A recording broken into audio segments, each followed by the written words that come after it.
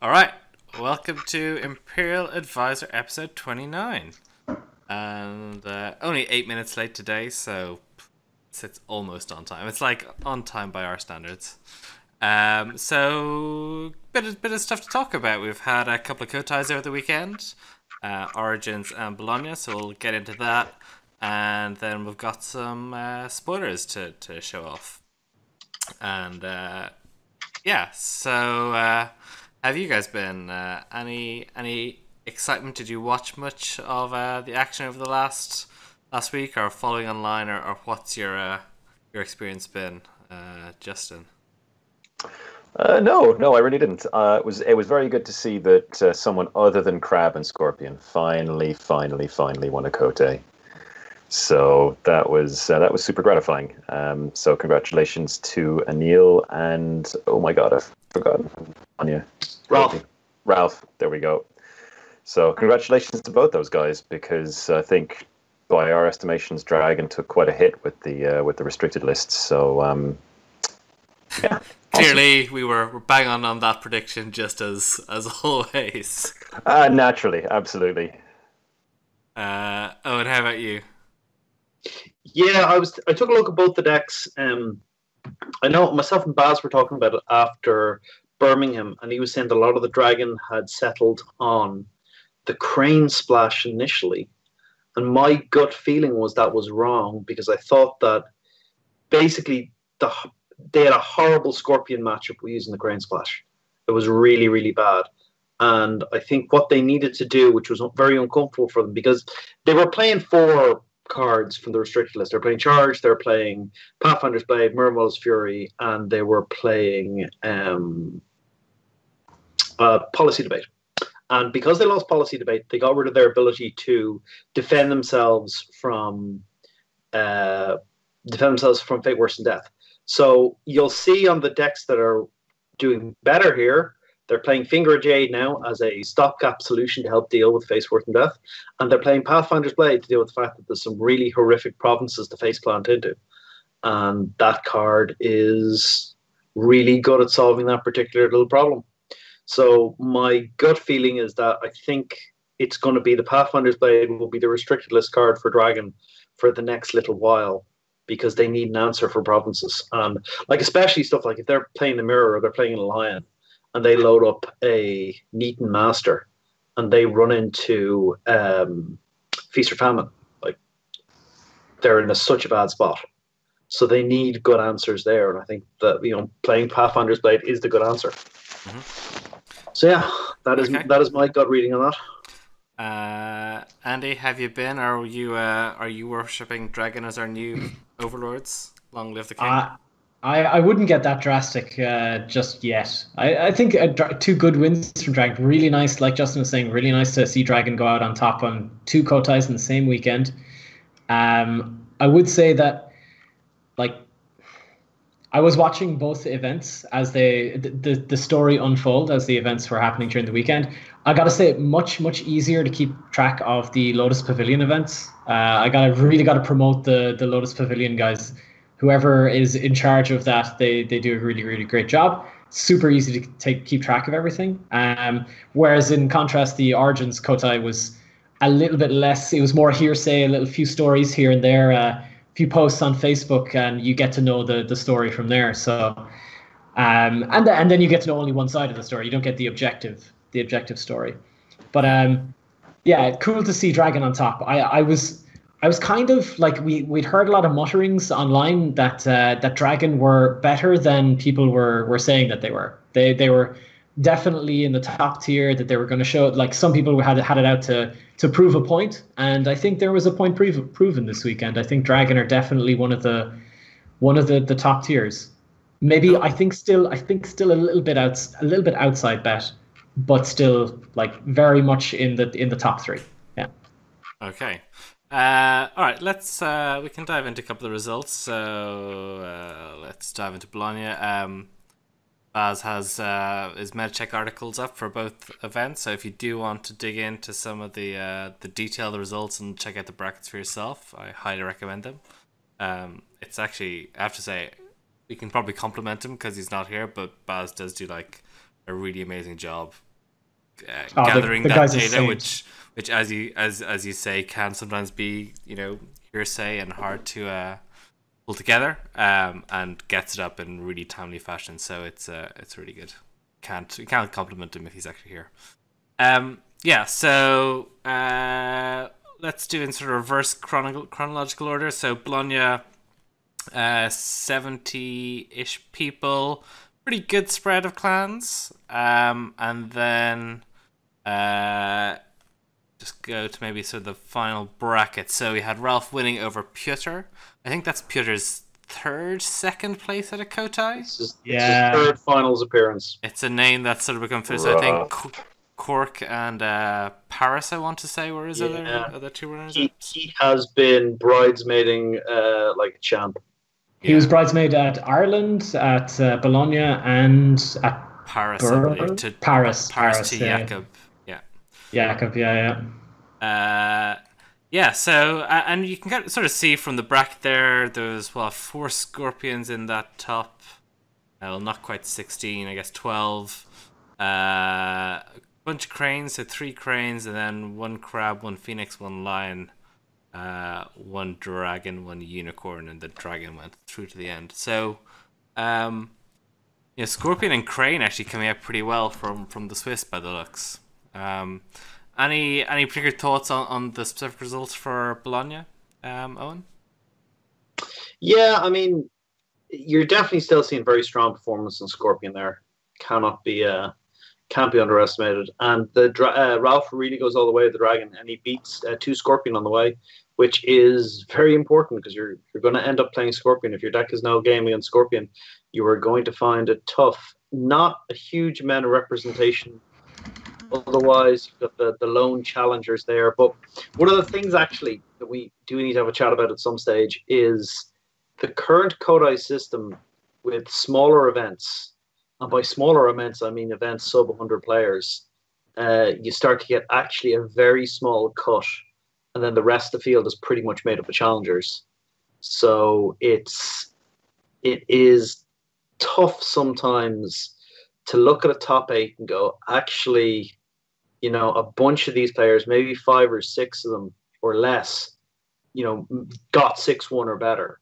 And everyone else is from down below, further down the field. Mm-hmm. So you can't be as confident about saying, "Oh yeah, all the plans are there." That doesn't tell you anything. Challenger system means that all the plans are there.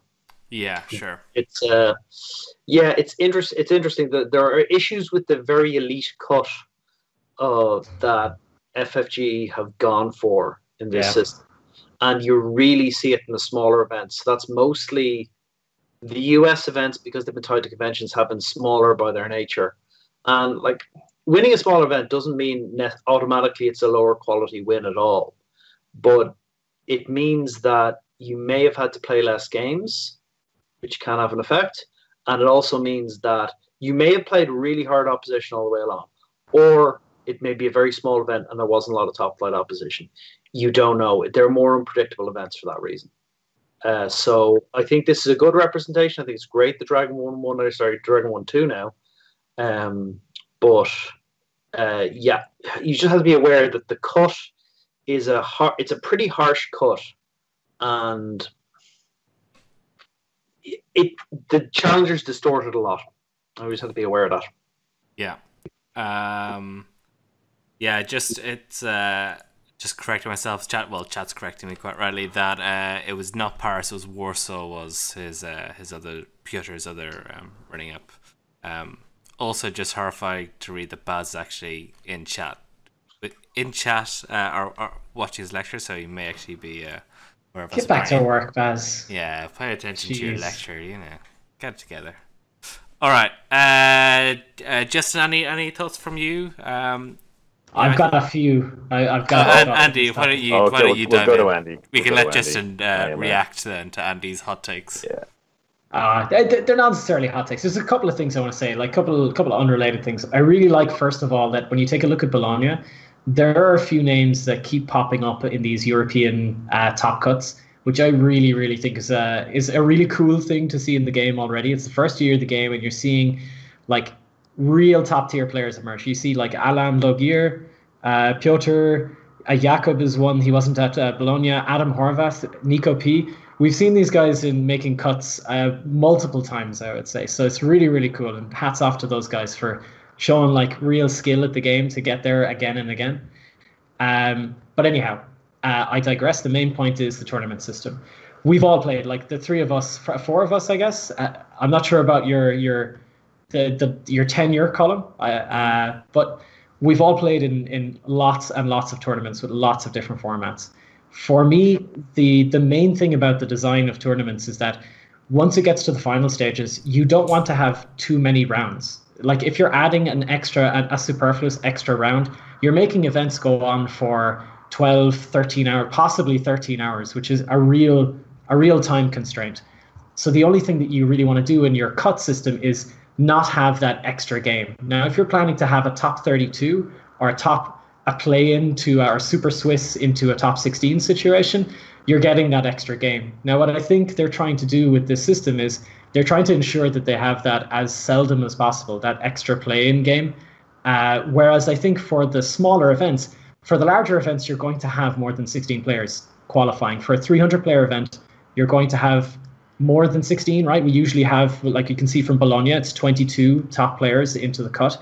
You're getting that extra game. You're automatically getting it by the challenger system. So what I think they've done is they've actually hamstrung themselves a little bit by having the 6-1 cut rather than going to like an X2 cut, taking that 32, using that whole capacity that they could possibly have for that extra round, and actually getting a lot of players invested into the finals. And that's what I think their little mistake is. The X2 system doesn't bloat the rounds very much, but gets people into the game and into the final stages. Yeah, Justin, any thoughts on that? I mean, we might go into that in a bit more depth when we've talked about Origins as well. Yeah, I mean, the system they have at the moment is like it's pretty harsh, and I'm not sure that the kind of specificity and drilling down to the top players that it achieves is necessarily rewarded. When you take, it's very, very hard. It's a very, very hard cut to make it through automatically. The challenger system then introduces, a number of players, but I don't know, like it's having played in it, having experienced it myself, and having experienced like different tournament systems across a whole range of different games that tend to include more players in a knockout stage feel more inclusive and feel more welcoming. This feels and has felt while playing it extremely punishing. I mean, we talk about variance here quite a bit, and I mean, you can have a day where you have a couple of really, really bad draws, and because of that, you are effectively eliminated. And systems that punish you heavily for luck they don't feel good. And in terms of punishing people for luck, I mean, you can take a look, kind of, Dragon's Province lineup, where you play, suicide whack-a-mole. You're essentially playing Russian roulette with their province lineup when you attack them. But in the same way, a highly punishing, highly selective cut isn't as enjoyable to play in because the margin for error is so slim. So perhaps looking at something that is a bit more inclusive, again, like Andy was saying, at top 32, you're not losing anything because you have to have that play-in round anyway. So if you're taking the time, then why not include more players? I don't know. I don't know what the thinking behind their tournament structure is and what they're hoping to achieve and what they're looking at achieving. But it's something that maybe they'll take a look at in the future. Who knows? But at the moment, it feels kind of harsh, and it just puts a degree of unpleasant stress on playing in tournaments. And to quote John Butler, it's the one-size-fits-none sort of system. It's not super great for the big tournaments, and it's very much inappropriate, it seems, for smaller tournaments.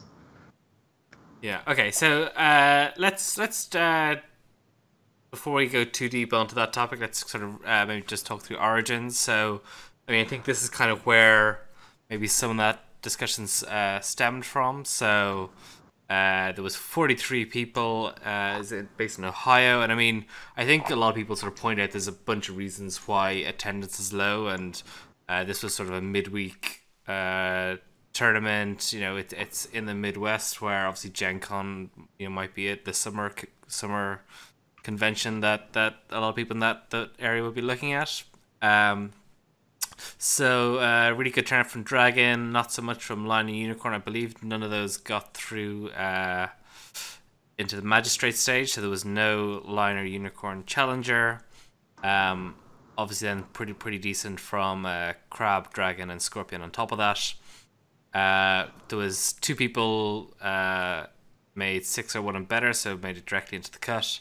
And then we had one sort of challenger from the clans that weren't Lion or Unicorn. And I know sort of there was a long post where, long sort of thread off the back of sort of Joe Hayes pointing that he'd sort of come fourth overall, but he was in a batch of a lot of people on 5 and 2, and despite having quite a good strength of schedule, you know, there was one person better than him at 5 and 2 was a Crab, so he didn't make Crab challenger. So I mean, I think from all reports, Neil, you know, had a really good performance. I know it looks like both him and Travis, who was runner up, are in chat by the looks. I heard that the final Travis ran into Feast or Famine and had a pretty rough time. Restoration. It's restoration. Yeah, he drew 5. Bid 5 face plant into resto. Yeah. Harsh. Yeah, it sounds like that's been a bit of a theme of the Dragon provinces can really punish people and can really punish turning them over. Yeah. It's a game-winning. It's literally a game-winning turn of events, and it's not even like I'd love to say it's a game-winning play, but it's not. It's just a turn of events, which is really unfortunate for a final. It's desperate game design is the problem. Yeah, it's something we've talked about before. I mean, Stronghold's the most important cards in the game because they start in play and they affect their game they're involved in. Provinces are the second most important cards in the game because they start in play and they are integral to how the game plays out and how it works. And again, as we've said before, Five Rings is a game with fantastic mechanics design and really shocking card design. The restricted list showed that when you take a look at the number of core set cards that got restricted, it doesn't appear to have achieved an awful lot, actually, the restricted list, sad to say. But still, we're faced with, you know, serious problem cards like Restoration, like Shameful Display, like Feast or Famine. Yeah, absolutely. So you've got, so specifically with province cards, you've got massively game deciding cards that are, it's blind luck. You flip it over and you see what you get, and it can just do the game on the spot. And shocking card design, shocking game design. So yeah, it's just one of those things that they really need to take a serious look at, because I mean, if you want to push the competitive side of Five Rings, then no one enjoys losing games like that. There's not even a lot of enjoyment to be gained from winning games like that, and it's just it's something they need to work on and improve. I don't know, man. I always enjoyed winning games like that. I will say this about Restoration. Like, just there is a strategy you take against it. Hashtag always bid 1. Like, you know, don't become addicted to card draw, my friends. You know, we'll take hold of you and come to present its absence. Get blown up by their card advantage in hand. You lose if you're damned if you do, you're damned if you don't. It's really like you say you can play around it, but the hardest play is that turn 1. I declare my first attack of the game with no information. I'm playing to win by drawing 5 cards, and then I hit Restoration. It's like, yeah, sure, you can say you can play around it, but how much can you play around that? You can Unicorn Splash or you can Crab Splash. There you go. Unicorn Splash, Crab Splash, right? or you can not bid 5 and swing. Okay, But so that's you your can choices, right? you can unicorn splash and not get to the final, or you can crab splash and not get to the Splash final. is great. Don't underestimate the unicorn splash. In the Phoenix deck, there are better splashes for the Phoenix There are deck, better I think. splashes, but I mean, you have to take a look at like how bad is hitting resto, and like the thing is, if you're playing against Dragon and you go, but if I don't bid 5, I'll lose the card advantage. If you charge into and hit their resto, you're going to lose the card advantage right there. That's true. That's true. So you need to, like, is it a super random, possibly overly punishing thing? Yeah, definitely. But it's a factor in you got to manage that risk. And it depends what they're doing. Like, I would say if you're Phoenix, you can probably pressure Dishonor a little bit, and maybe you keep that in mind. I don't know. But, there's an argument. Yeah. There's two schools of thought in this, and I remember going back to the European Championships, the top four in the European Championships in Ireland, and I'm sitting there, I'm playing, and I talked to Brian Reese afterwards, and he tells me that I played to not lose. I didn't play to win, and I lost that game because of it. I just feel like sometimes you just have to, you play to win and you suffer the consequences if they happen. I think that's just unfortunately what happened to Travis. I think he played to win. He took the line of play to win, and he hit a run of bad luck. It just happens. Yeah, I mean, but the point is that it shouldn't.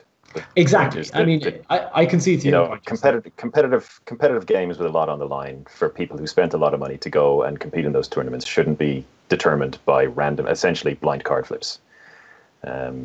It's just, as I said, I mean, it's part of the game. It's the way things are at the moment. It's just part of the competitive landscape, but it's not ideal, and it's something that the designers really need to take a very solid. They need to take a serious look at it. So anyway, yeah. Okay, so, I have to say, well there done. are some comments about this in chat, by the way. Yeah. Oh, there are a number. Yeah, I think sort of mirroring a lot of the conversation we've had, to be honest, the various points being made. I mean, there's no salt whatsoever. It's a very mature argument or discussion that they're having. Yeah. Absolutely. And yes, luck. Yeah, I mean, luck is a factor of the game. Like the cards you draw, there's a whole bunch of luck that goes into the game. I think the problem with provinces like this is that they are game-determining events that happen with almost no counterplay. Wait a second. So it's not random, Justin. Yeah, Gordon. Yeah, it kind of is actually. It is random. You know what the provinces are. You know what the provinces are, but what you hit is pretty much random. And there are ways and means of getting around various provinces. But generally, those strategies are either unreliable or they just put you into a losing position. You just get to lose in a different fashion, and usually a slightly slower and more fun fashion. So it's design, and as I said, it doesn't make for an enjoyable competitive experience.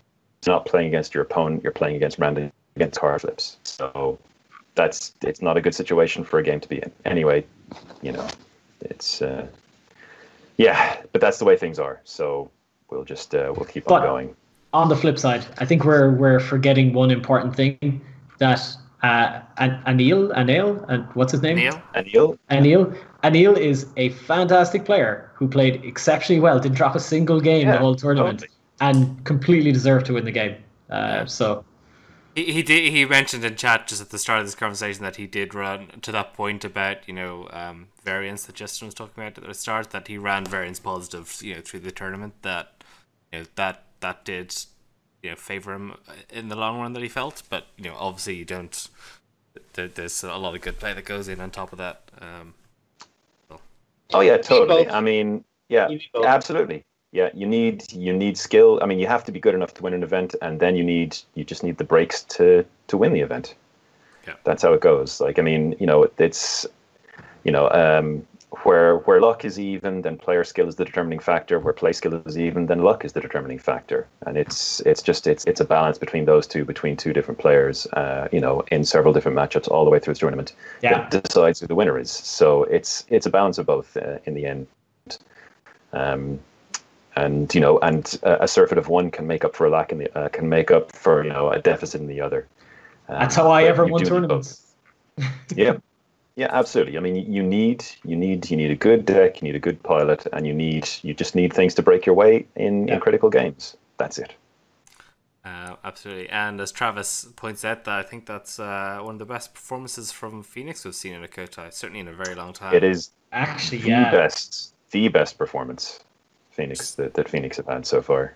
Like looking at his path through the final stages, that was no mean feat to get there either. I mean, the two top tier clans, and he's got to like bust his way through them, show the versatility of the deck, bust his way through them to get to a final. I know Eoin spoke a bit about the dragon decks. Justin, did you look at Travis's deck? I haven't seen Travis's deck. Has it been posted up anywhere? I took a look for it earlier, but couldn't find anything anywhere. On the article yet, but yeah. Hint, Travis. Hint. Yeah. I'm sure he'll enlighten us. So maybe we can sort of dig a little bit back into that topic about how the current sort of system for Koteis is working and how it's scaling. Okay, I've got a link. Let's fire that up and we can talk it through live. Do it live.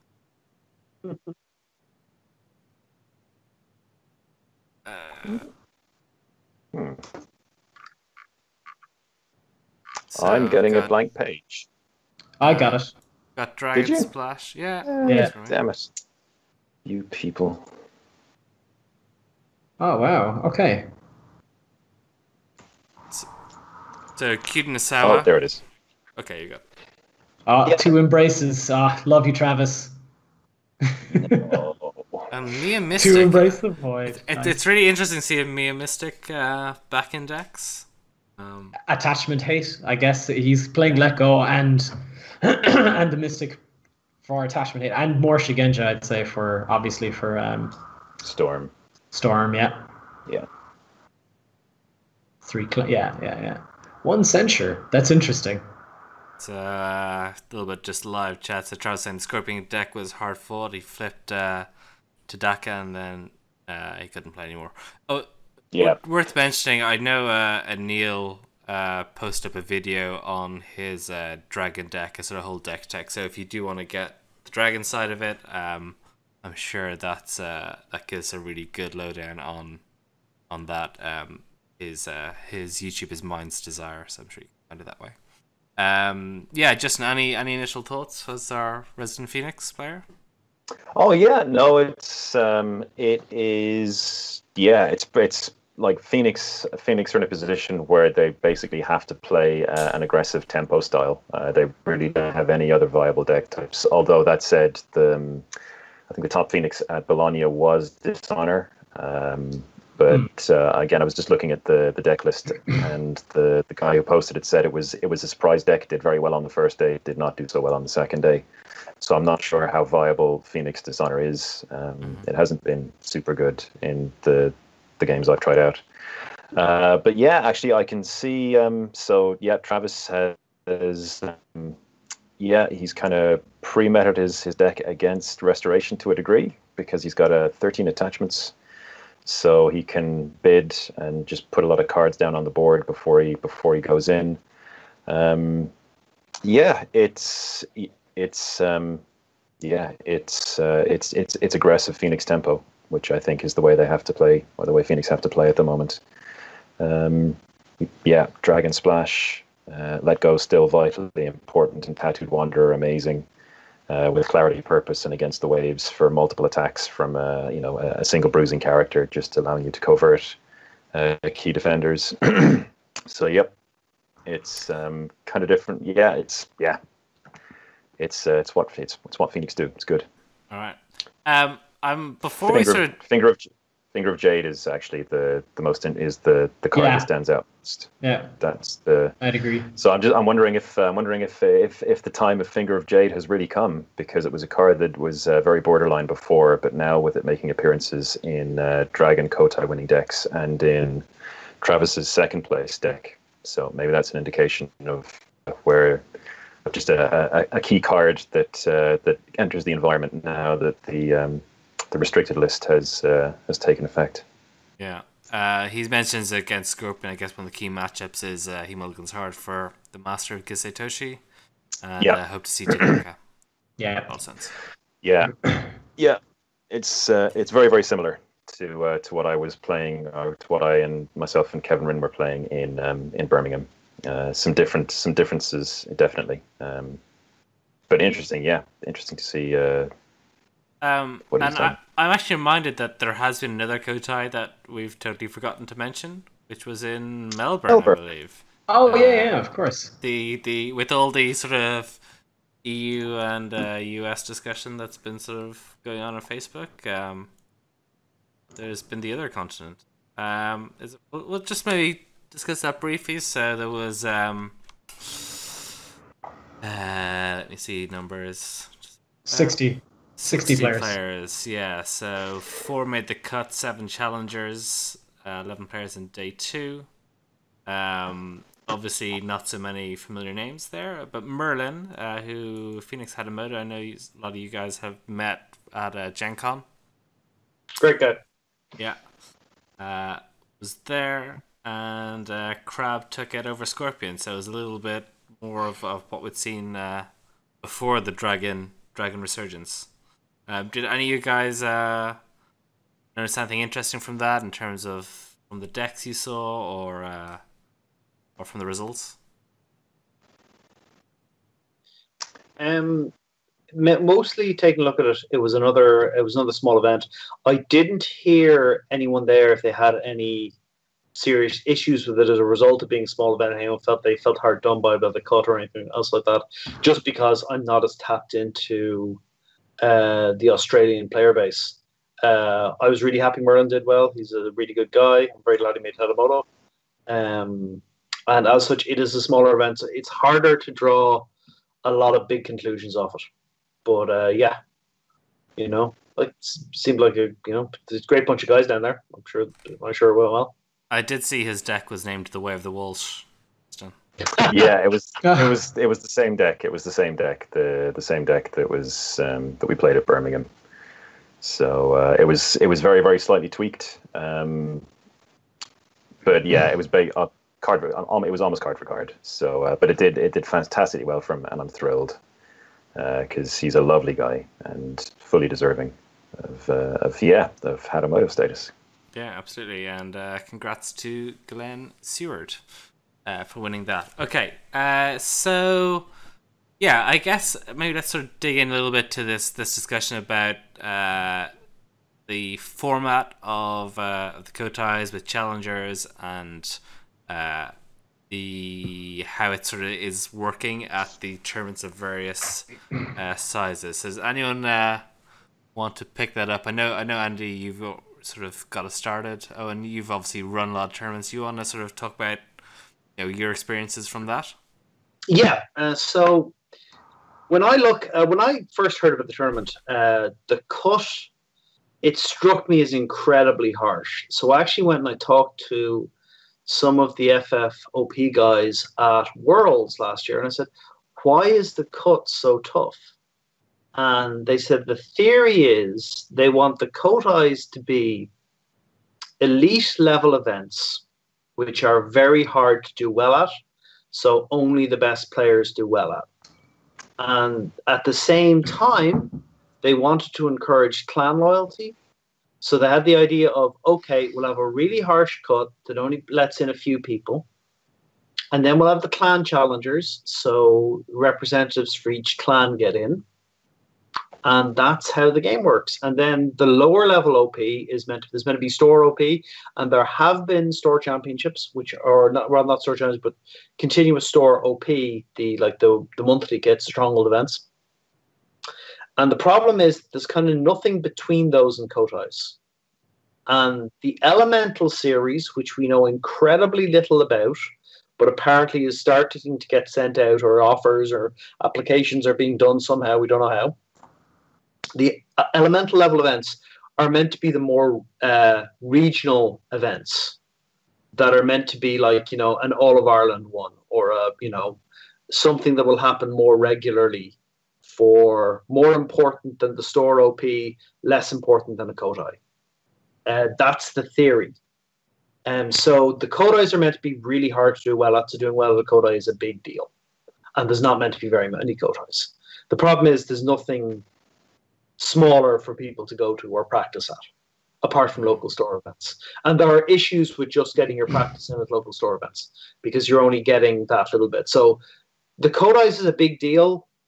Cool. I've been at a lot of them, mostly running them, and they do feel like a fairly big deal. I would like it if there were some other events for people to do well at that weren't just store events, and hopefully we're getting that with the Elemental series.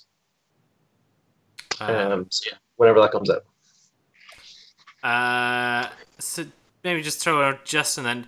So I mean, I think that makes sense. That's certainly in theory that, you know, making the cut is except it doesn't. Okay, let me just finish the question and then you can argue. Yeah. So, you know, if it's for elite, then is it sort of totally undermined that you know, you're getting sort of unicorns on 3-3 qualifying for the second day and stuff like that?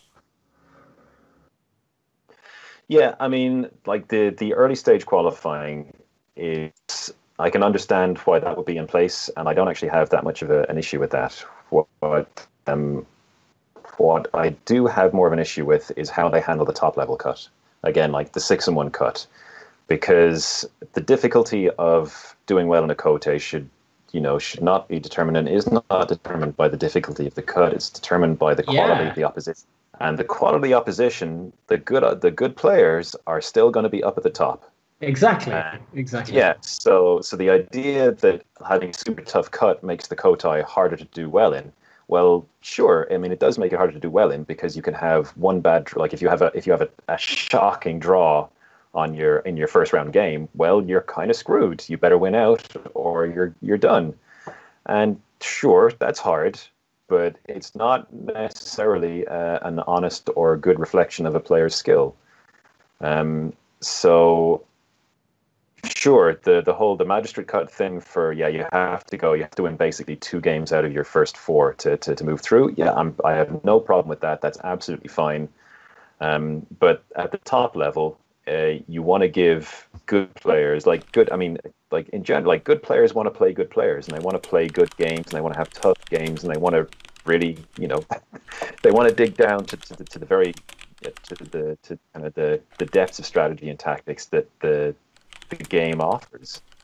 And yeah, so if you've got more good players, if you've got more if you've got X and 2, if you take the X2 cut, if you've got more players at the top, that's fine. It makes no odds. You're there to play the game. You're there to do your best against the best competition. So insofar as it guarantees, again, it guarantees something like that, where you get at least where you should get 7 players on X and 2 going through, and you get a spread of all the clans, and that's pretty good. I mean, it's fine. But I mean, for clans like Unicorn, for the most part at the moment, I mean, I know they've actually had an excellent result at one of the Koteis this weekend. But for the most part, the Unicorn challenger who is going through as cannon fodder, because they're going to just get murdered in the top round. It's they're going up against decks which have a significantly higher power level than they do. So from that point of view, the challenger system isn't doing necessarily what it's supposed to be doing. So yeah, I just don't see why you wouldn't have a cut that rewards better players for doing well. Yeah, so I'll just put, there's a few good stuff going on in chat. I'll pick that up, and maybe Andy, you can respond. So Bitmetal saying supporting clan loyalty is one thing, but the challenger system puts you against your own clan. Feels really bad when you're trying to support other crane. You're actually kind of wanting them to lose often to help yourself. John points out that one of the benefits of the challenger system is that it gives people on 2 losses a reason to keep playing. But if you had a X and 2 structure, so I presume that means letting people on 5 and 2 qualify somehow. That would similarly do it. Yeah, any thoughts on that, Andy? Well, yeah, I think there's something of an argument for the X2 system in a really, really, really big tournament being too big of a cut. I think the argument in a middle-sized, in a medium to large-sized tournament, I think you're still going to have, like, most of the challenger people are going to be in that top 32. They're going to be in the X2 bracket. The vast majority of those clans will be represented there in large tournaments.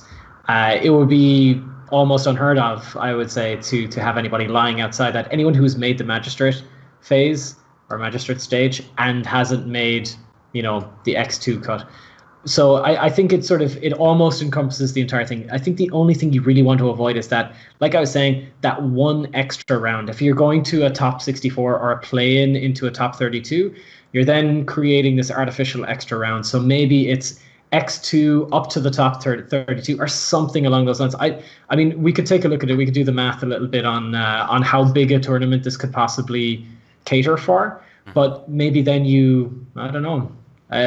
Maybe in the really, really big ones. I don't see, like, we used to run X2 at some of the biggest tournaments I've ever played in, like 300 plus player tournaments, and I never saw it as that much of an issue. Gordo points out that X2 would result at 84 players in day 2 at Madrid, which is bigger than a lot of Koteis in their entirety currently. Okay, that's fine. It's an extra round. That's fine. That's an extra, yeah. That's one extra round. An extra round is not a problem. The proving ground is already longer than will be longer than the top rounds anyway. It's a bit more to manage for the TO team, but that's usually grand because, it will be fine. It would not, I prefer it as a system, to be honest. I understand why FFG are doing what they are. I don't fully agree with them because I think X2 is better. I think it makes it a lot more transparent. And if you want to make the cuts smaller at X2, you run an extra round of Swiss on day 1. That's it, yeah, exactly. But to do that one, the only thing I would do is I would modify the round structure to make it a tighter finish. A 50-minute or a 45-minute? There will be a time limit because you don't need the current hour 15 to an hour 30 a round thing when you're running 8 rounds is not nice. So I would look to trim that down a little bit. There's a couple of ways of doing it. They're working on it at the moment. It will probably come out at some point, and we'll have a new, better end of round system. Yeah. For football fans in the audience, England have taken the lead against Tunisia in the 93rd minute. Just Sparks. I just want to address Sparks. Sparks, you might be joining a little bit later. I think if I understand you correctly, he's saying, I don't like the argument. We have a play-in round right now, and with the stupid challenger system, if we went to X2, the play-in round is still there. That's sort of the point I was making earlier in the stream. Like, you already create and manufacture that extra round. If you do X2, you're still going to have that round. You're just going to have a few more players in there. So it's actually a more preferable system. That's the stance that I was taking earlier. And hopefully I didn't contradict myself just there a few minutes ago. All right. So do we have our ideal system?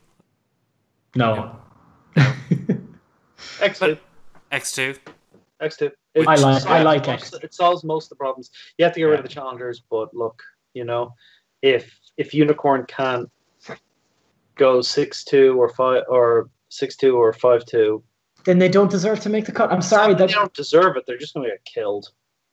But they might not. They might not. That's the thing. It makes it interesting. It increases the variance that makes a tournament interesting. I can see why you would do it from a design standpoint, but I just think, practically speaking, it just pisses everybody off.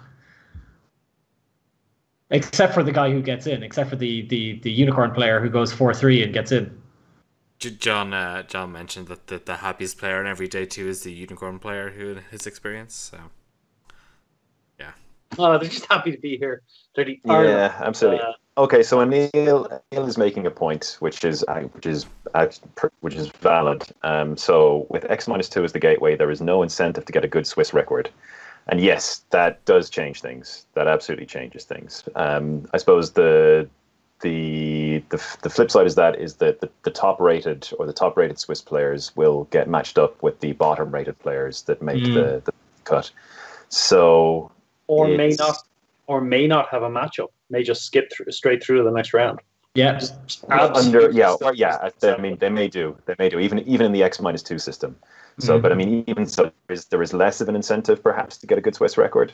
But honestly, in a tournament where you end up with a knockout round, does a good Swiss record necessarily mean anything?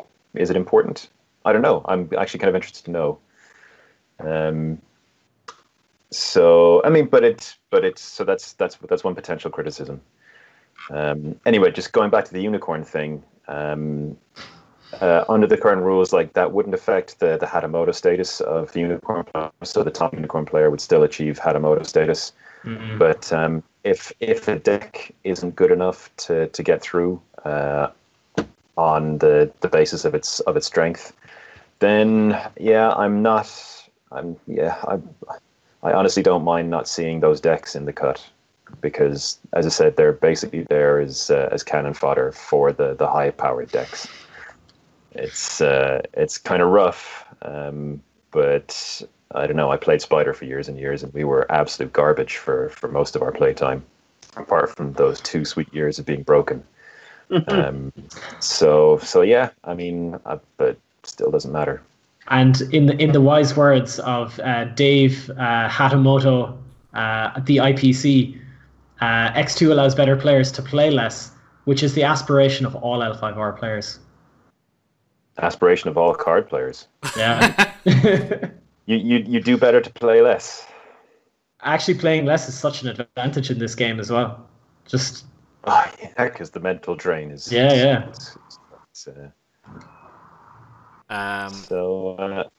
I mean, they're definitely like but I think the way that the tournament structure is being handled at the moment is kind of punitive, and I don't think it's necessarily achieving the aims that it's setting out to achieve. So yeah, it's maybe something that they need to look at, or maybe they would like to look at. Okay. Any other sort of thoughts on the Koteis we want to go through, or do you want to talk some spoilers? Or let's roll on to some spoilers. Let's talk more about the Koteis. Let's another 15 or 20 minutes of Kote talk. Yeah. So no, let's do the spoilers. No one came here for spoilers, did they? Nah. Yeah. So anyway, the Lion players are going to be very happy. pleased. I'm just posting this to some social media sites, so no one steals my karma. Okay, so let's go with Matsu's 7th Legion. Oh, these guys. So we've got a 5 Fate, 7 Dash, Lion, Bushi, Army, Cavalry, 2 Glory, no attachments except weapon. When this character is attacking, each courtier character cannot be declared as a defender. Andy, you get the honor of telling us what you think of the 7th Legion. Better than the 6th, worse than the 8th. It's better. Yeah. Well, I think it's helping us out doing something that Lion does well anyway, but with the addition that it also really, really helps against Crane and some, I guess, Crane and Scorpion. So and some Phoenix as well. So it's a solid card. I mean, you can't argue with the 7. That's and Cavalry as well, I guess, if that makes any difference whatsoever, if that ever becomes a thing for Lion. And yeah, with the new strongholds, if you this is kind of horrific. The new stronghold that allows you to have 2 military conflicts per turn. So this is kind of awesome. Owen, any thoughts on the 7th Legion? The card that most reminds me of on a lot of levels is Moto Horde, which is a 4-cost 6 military strength with no attachments except weapon, Bushi, Army, Cavalry, but it's only got 1 glory and doesn't have that nice little trait. Also, same artist who really, if you go, I want a bunch of guys on horses charging, I got a playbook for this, and he really does.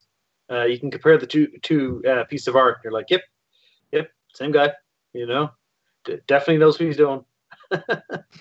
I think it's decent. If 5 cost is a lot, not running charge anymore makes that more expensive. And like in some matchups, yeah, hell of a toolbox tool, but you can't bring it in because what you actually want to do is attack with it. So I think it's a decent card. I think it's very expensive at 5. And I mean, Lion have some excellent options at 5 that are more interesting. But if you're really having trouble with the Scorpion matchup, this is a spoiler against them. The zip politics hurts a bit because it can't storm onto the battlefield saying no courtiers may show up. So interesting card. But yeah, it's not going to be that Totori and it may not be that Ujiaki. So yeah, interesting, but yeah, decent. Not neither great nor terrible. Might have a place. And Justin, your thoughts? Yeah, kind of. I'd echo what Owen is saying. I mean, it does really well what Lion do really well, which is put an awful lot of military force on the table. It's a non-unique 5 cost, which there are some cards that punish non-uniques, and investing or putting the investment into this that you would need to see any kind of reasonable reward from it could play into those cards quite badly. So you could get severely punished. The ability, disallowing courtiers from being declared as defenders, that is really quite niche at the moment. That's mainly just Scorpion. Scorpion would field a predominantly courtier deck. Even Crane tend to field a significant number of Bushi in their decks. So, yeah, I mean, for the most part, it's a more or less blank 5 or 7 military for 5 costs with 2 glory. It's not fantastic, I have to say. Would you rather have this or Moto Horde? So one less military for 1 less fate, 1 less glory, and not the courtier aspect. Yeah, I think I probably would actually. There's a big difference between a 4 cost character and a 5 cost character, and this Moto Horde achieves basically almost exactly the same as what the Matsu 7th Legion achieves, but it's cheaper. Less prone to dishonor, although I mean if you're 7 force you're more or less not that prone to dishonor anyway. So yeah, it's fine.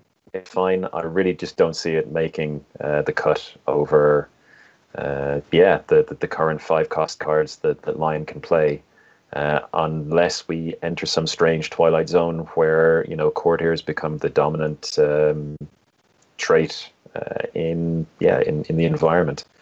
So yeah, it's fine.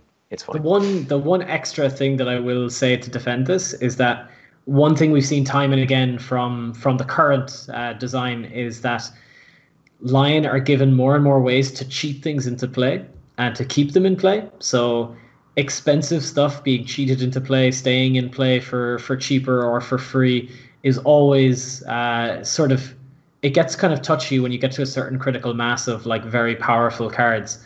So if this is getting very, very easy ways of coming into play for free, it could be pretty oppressive, especially with the new Stronghold.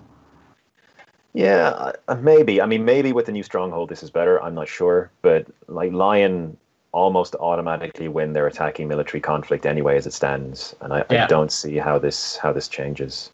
It changes in that you can commit more maybe to a political conflict. You can overcommit to a political conflict and then almost maybe guarantee or make it really, really difficult for anyone to contest the military conflict. And you're only using 1 card to win it and to flat out just win.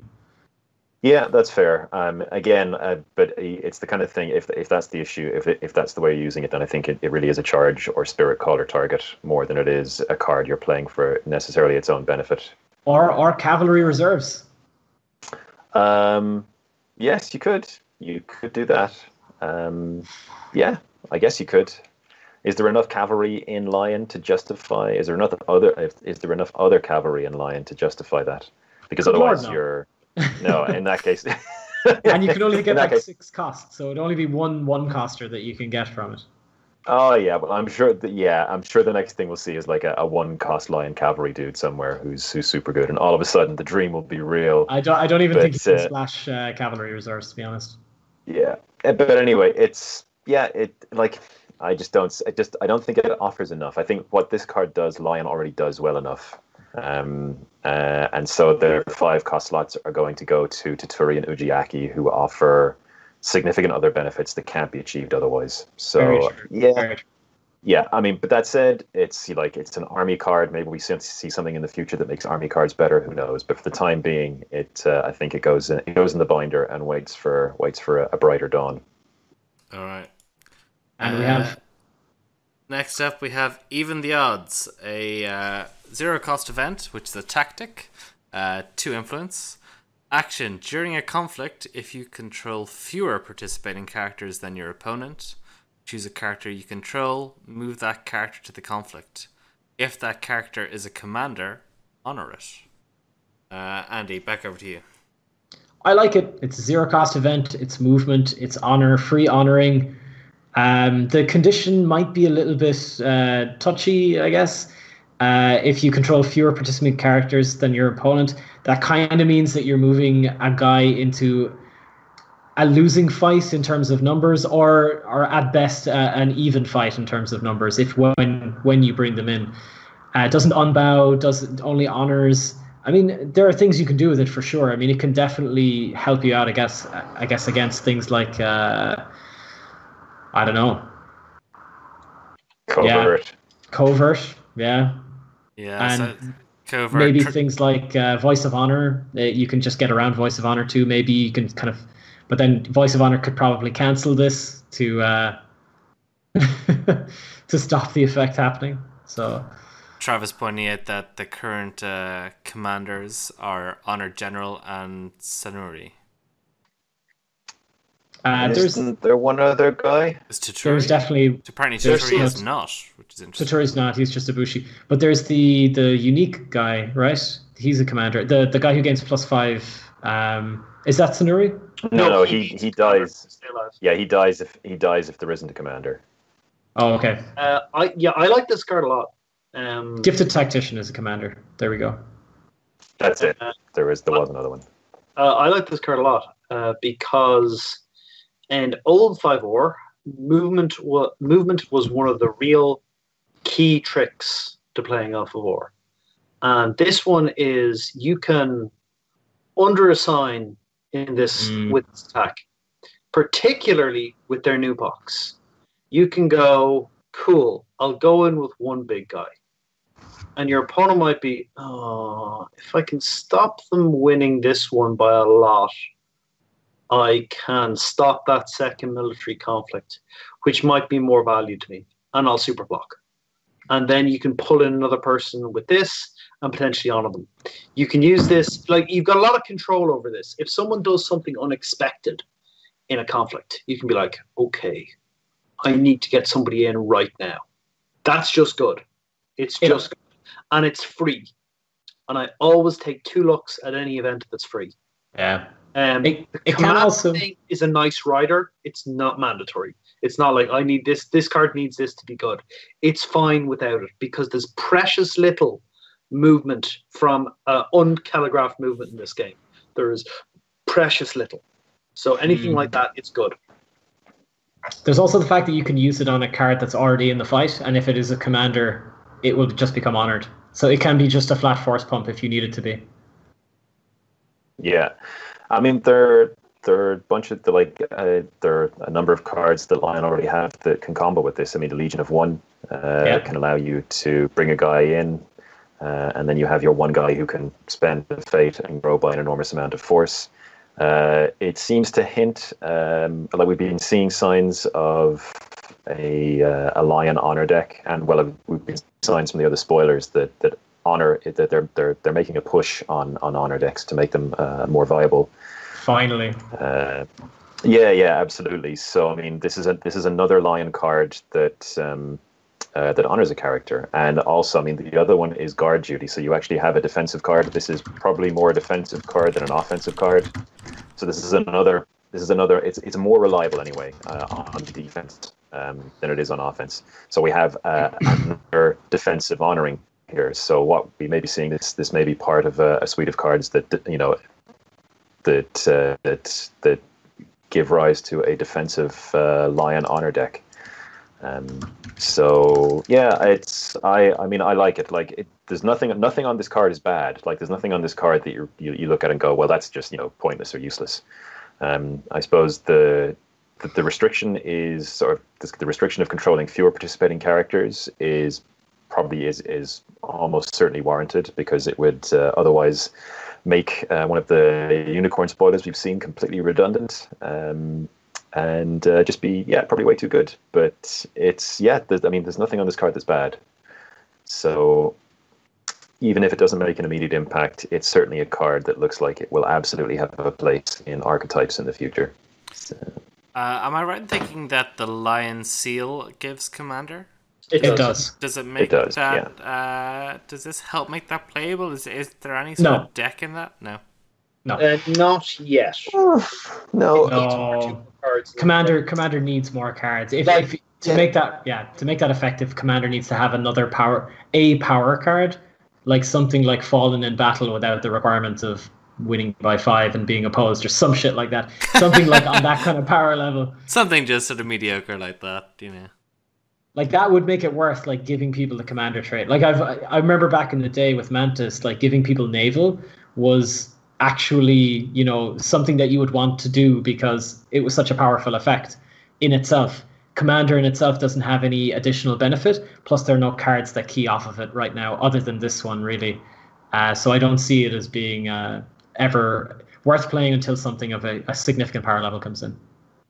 I think Seal of the Crab is going to see some play between Crisis Breaker and Wicked Tetsubo.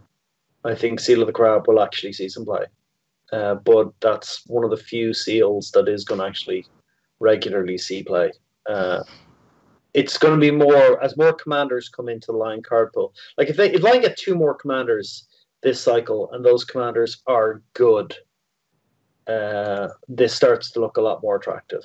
And Mitsuku, their 4-cost, 4 military commander, she's a commander, and she does a cavalry, and she seems really good.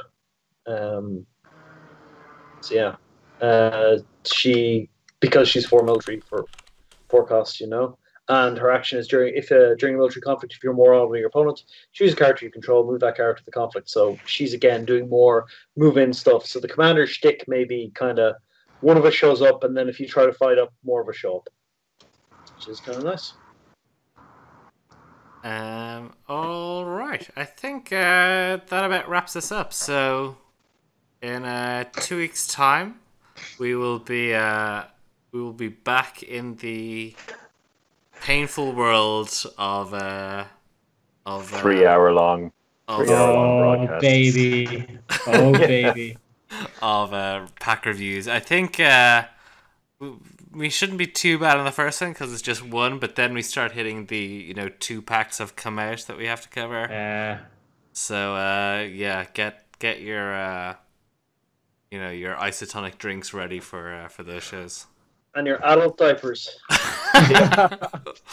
It's too much information. All right, so that wraps it up. We'll be back in 2 weeks. Are there any Koteis between now and then? Is there a US? I think there's something stateside. There is the Grand Cote in Seattle. Isn't that the 23rd and 24th? Isn't that next weekend? And there's one. Is the one in Houston? I've only seen. Yeah, So I think there's definitely one in Seattle. Not sure about Houston. That may be after. All right, cool. So we'll be back in a bit, and thanks to old chat for telling us where we're wrong. And one thing, Colm. One thing. Oh God! Yeah. Thanks, Eoin. Beavers forage at a greater distance for trees upstream than they do downstream, because it is easier to float trees down the river than push them up the river. Those beavers, they're genius. They're smart. Smarter than me. Super smart. I've been going upstream all my life.